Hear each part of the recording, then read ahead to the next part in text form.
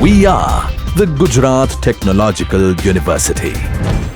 Since its inception over a decade ago, GTU has been empowering young and curating minds to realize their true potential. Over 4 lakh inspired students are enrolled with one of the premier academic universities in India. With more than 450 affiliated colleges in its fold operating across 5 zones of the state, GTU, the International Innovative University, your place to move forward.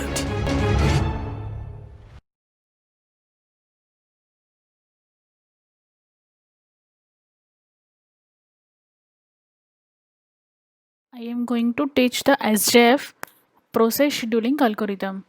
The full form of the SJF is shortest job first, SJF without arrival time, and SJF with arrival time. Okay, so first of all, we start with the SJF without arrival time. Okay, so with the one example. So in the example, there are main 4 processes P1, P2, P3 and P4, and each and every process has its own bus time 5 to 6 4. Okay, so based on the SJF, behind the concept of SJF is we execute the process at based on the minimum value of the bus time.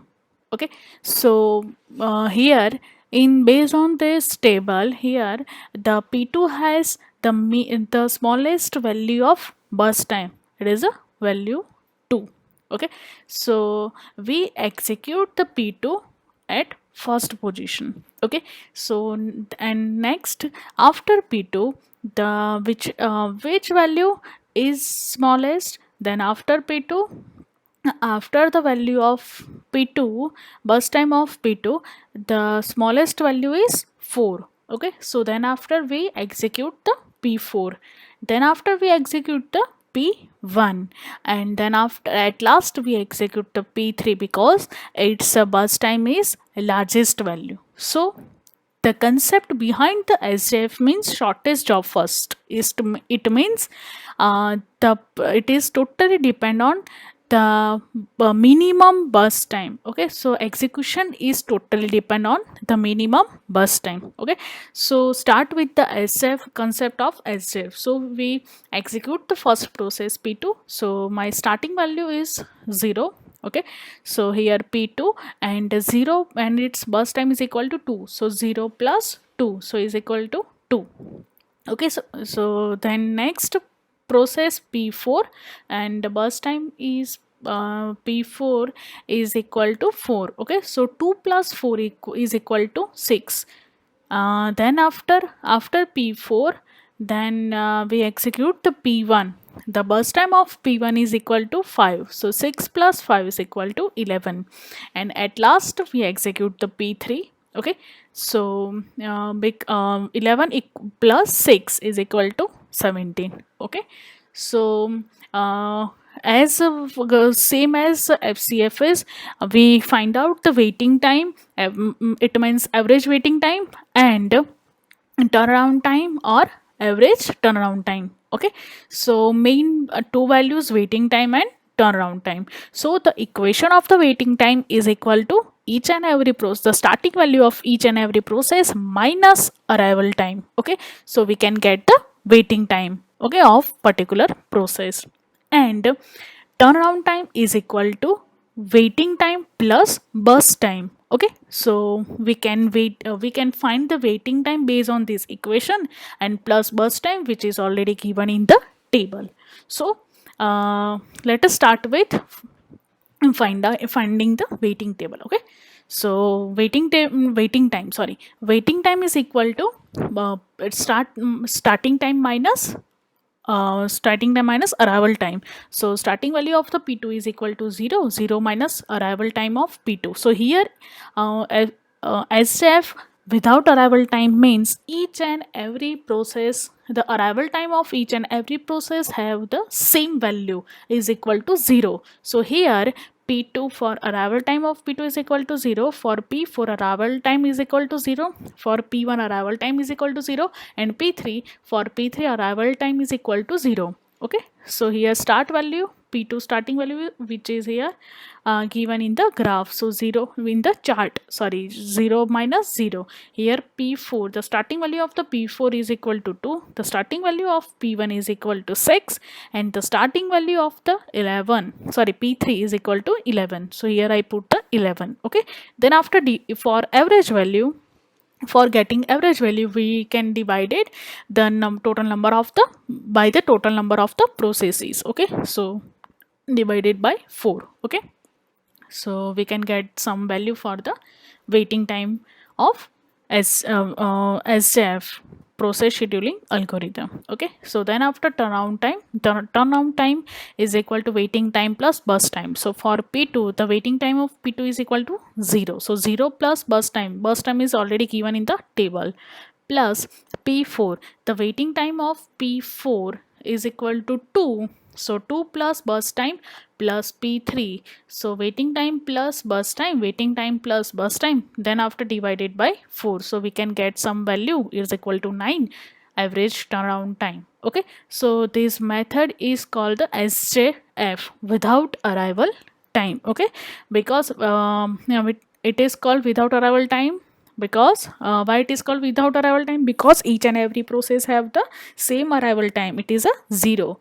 Okay, so and then next method is a SJF with arrival time, and SJF with arrival time is divided into main two part. First one is preemptive SJF and second one is non-preemptive SJF. Okay, so concept behind the preemptive means, okay, preemptive means if the current if the another process send the request for the resource to the current process, and the system take the resource from the current process and give to the another process, it is called preemptive. Okay, it is called preemption, concept of preemption, and this preemption concept we can apply in the preemptive SJF. Okay, and non-preemption means if another process send the request for the particular current process for the resource, but current process cannot remove the resource until the finishing the using of the resource. Okay, so it is called non-preemption. Okay, so let us start with SJF with preemptive.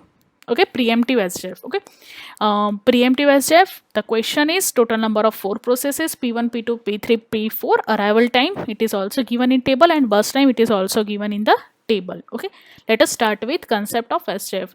We can step number 1, we draw the chart based on the SJF concept, shortest job first concept. Okay, so here first process, okay, and this is a arrival time. Okay, in the preemptive SJF there is one concept behind the preemptive SJF. Then what is the concept? Okay, so concept behind the preemptive SJF is we start with the process execution of the process is equal to 0, but each and every second we check the process if it is its arrival time is below. If it is arrival time is below, then which process has smallest value of burst time, because it is a SJF, shortest job first. So it is totally depend on arrival time, and within the arrival time period which process has smallest value of the burst time, and that process we can consider for the execution. Okay, so starting of the value is P1 is equal to 0. Then next one is okay, so we can execute, so we execute the 1 second from the P1. Total execution of the P1 is equal to 10. Okay, so from the value of 10 we execute only 1 second. Okay, so we execute here 0 plus 1. Okay, only 1 second, so here it is a 9. Okay, then after we check the arrival here the value is equal to 1, so we can check the one arrival time of processes. So which process has which process arrival time is smaller than the 1 and less than 1. So here arrival time 1 and less than 1, here two processes, first one is P1 and second one is P2. So based on P1 and P2, which process we can consider? So because which processes we can consider, so it is totally depend on the bus time. So bus time of P1, so bus time of P1 is equal to 9 and bus time of P2 is equal to here 6. So 9 and 6, the comparison between 9 and 6, the smallest value is equal to 6. So we can consider only 1 second from the P2. So I add into the ones, I add into chart 1 second, and here it is a 5. Okay, then after again check to which process has arrival time value is equal to 2 and less than 2. So here there are main three processes, 0, 1 and 2. Okay, there are main three processes, P1, P2 and P3. So here in these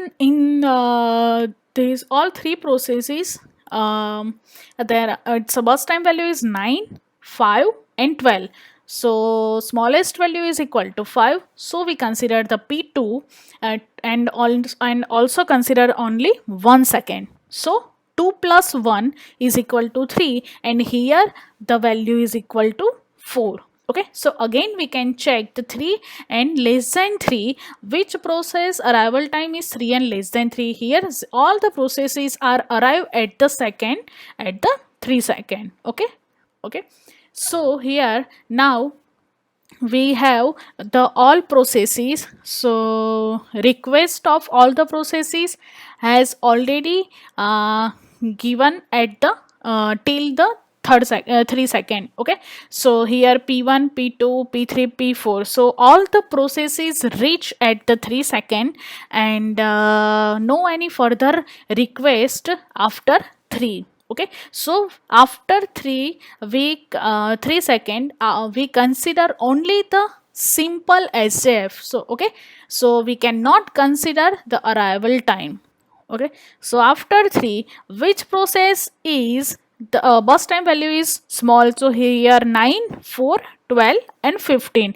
So here 4 is the smallest value, so we can directly add the 4. Okay, so P2 4, so here 3 plus 4 for P2 7.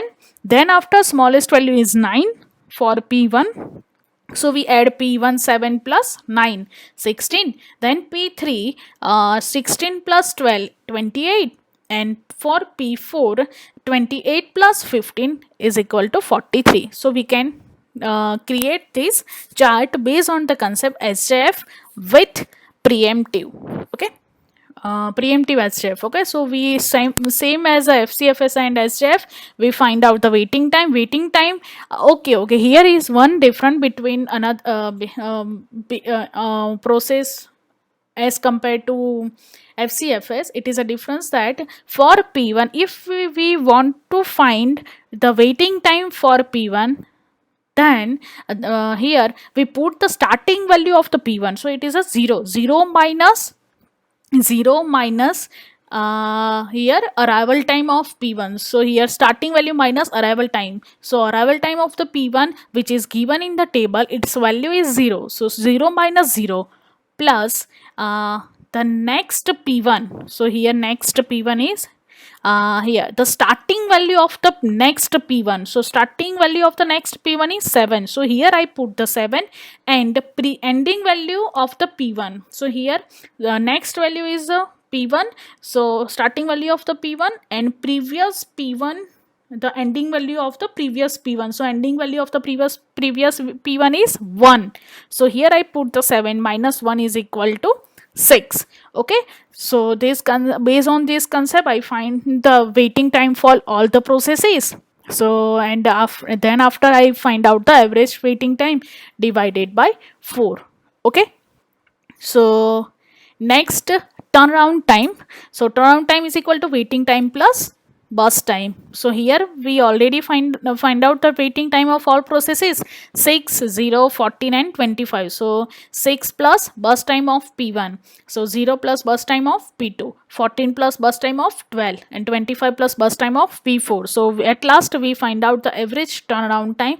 Its value is 22. So it is a SJF, preemptive SJF. Okay. Next concept is a non-preemptive SJF.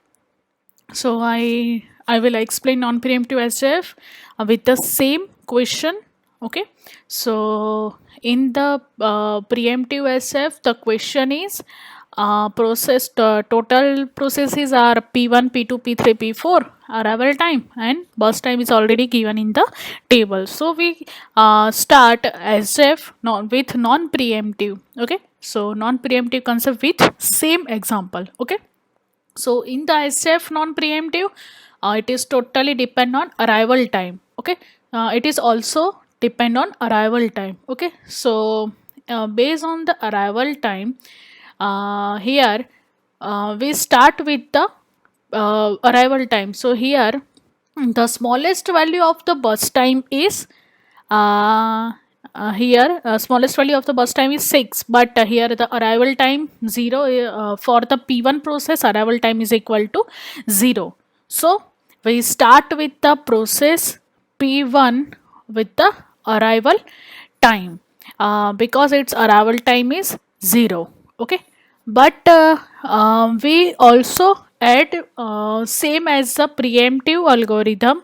Okay, so here it is totally depend on arrival time. So here for the P1 process, we consider the P1 process at the first position. So starting value is the 0. Okay, then its burst time 0 plus 1. Okay, so here 10. Okay, so again we check the which process is arrival time is 10 and less than 10. So here all the processes are reached at the till the 10 second. Okay, so it is considered in the simple SJF. So based on the simple SJF, it's a burst time. The smallest, it is totally depend on smallest burst time. So P2 has smallest burst time 6. So 10 plus 6 equal to 16.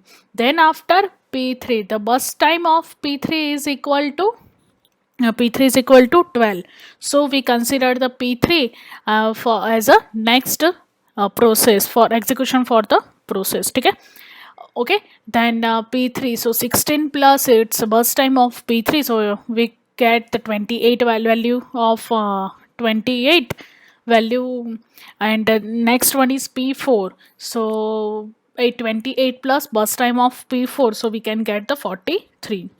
So same as we find out the waiting time plus turnaround time. So waiting time is equal to starting time minus arrival time. So P1 starting value of the P1 is equal to 0.